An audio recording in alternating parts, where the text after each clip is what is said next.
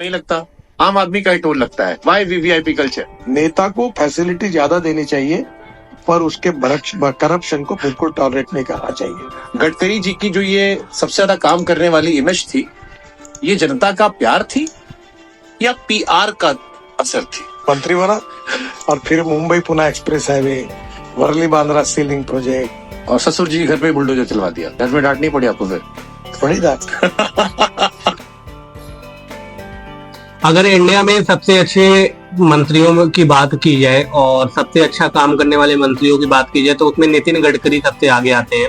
नितिन गडकरी जितने भी काम किए हैं अब तक, हर काम में उनकी तारीफ होती है और आज उन्हीं के बारे में हम डिस्कशन करने वाले हैं। बेसिकली एक पॉडकास्ट में गए, आप लोगों के मन के कई सारे क्वेश्चन इनसे पूछे गए। सबसे पहला क्वेश्चन ये था कि वन नेशन वन टोल क्यों नहीं हो सकता जब आप वन नेशन वन इलेक्शन की बात करते हैं।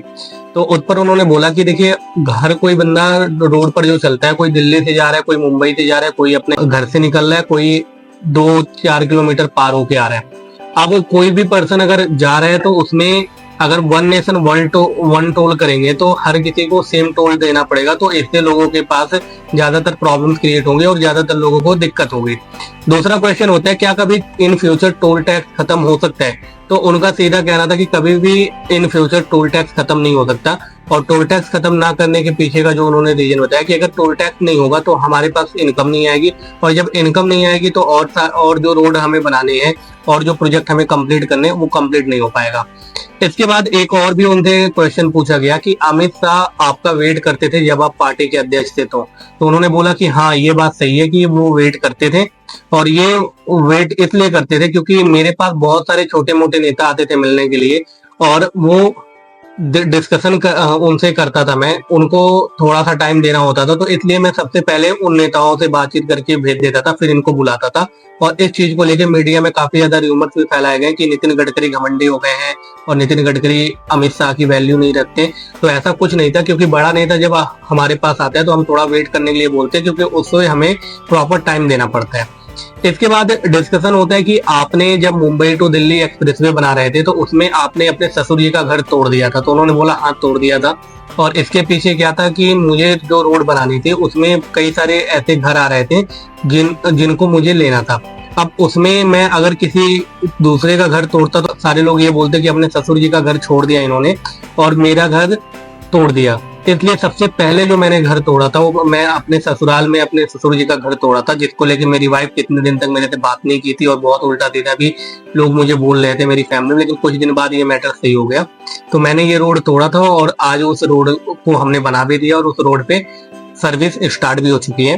इसके बाद इनसे क्वेश्चन होता है कि क्या आपको कांग्रेस के किसी नेता ने प्रधानमंत्री बनने का न्योता दिया था? तो उन्होंने बोला बहुत सारे नेताओं ने मुझे प्रधानमंत्री बनने का न्योता दिया था और उन्होंने बोला था कि आप हमारे साथ आ जाइए, हम आपको प्रधानमंत्री बना देंगे। जब इनसे पूछा जाता कि वो कौन से नेता हैं तो उन्होंने बोला कि ये नाम मैं डिस्क्लोज नहीं कर सकता आपके साथ, क्योंकि कुछ हमारी प्रोटोकॉल होते हैं और उस प्रोटोकॉल के अंदर ये होता है कि हम ये बातें मीडिया में शेयर ना करें। इसके बाद उनसे डिस्कशन होता है कि क्या आपको इन फ्यूचर अगर प्रधानमंत्री बनने का मौका मिले तो आप बनेंगे? तो उन्होंने बोला कि हाँ, जरूर बनेंगे, अगर कोई बनाने के लिए रेडी होगा तो प्रधानमंत्री हम बनेंगे और देश का कार्यभार हम संभालेंगे। ये एक ऐसे नेता है नितिन गडकरी जिनको पार्टी का प्रेसिडेंट बनाने के लिए संविधान को चेंज किया गया था और संविधान चेंज करके इनको पार्टी का अध्यक्ष बनाया गया था।